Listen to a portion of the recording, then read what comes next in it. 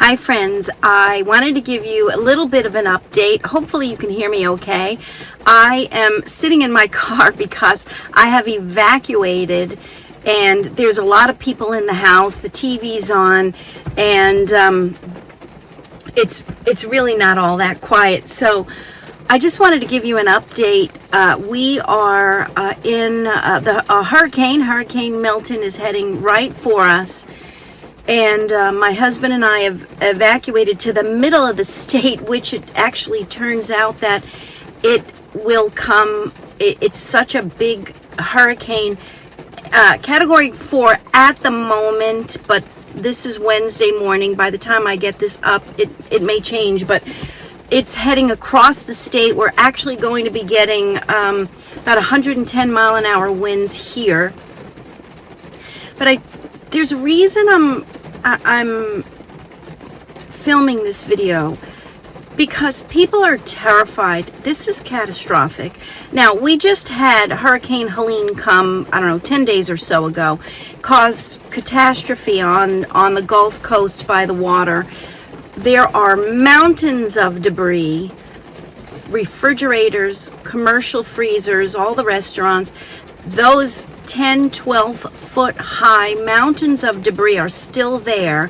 And now we have Hurricane Milton coming that will create up to 18 inches of rain and up to between a 9 and 15 foot storm surge. Some of the areas here are below sea level. Here's my point. I wanted to talk to you about focusing in times of stress, in times of trouble. So, Jesus promises that He'll never leave us. And sometimes He goes with us through the storm. Sometimes He will redirect a storm. I'm not talking a physical storm like this, any trials. But we have a part in this. And we need to determine, where will our focus be? I say this because I think every muscle in my body is fatigued right now from stress, even though I'm not dealing with anxiety, because I don't have anxiety. But this is a life and death situation, which we're safe here. But a lot of people are not safe. I have to force myself to focus not on the continual blaring of the television about the devastation. It's been continual. Where is the hurricane track now? Is it coming right at us? Has it wobbled to the south? Has it wobbled to the north? When you focus on the storm, you will feel the intensity of the stress of the storm. So in times of stress, where will you focus? My goal is to focus on Lord, focus on Christ, rather than focusing on webcams showing the beaches being destroyed, because listen, they're set up.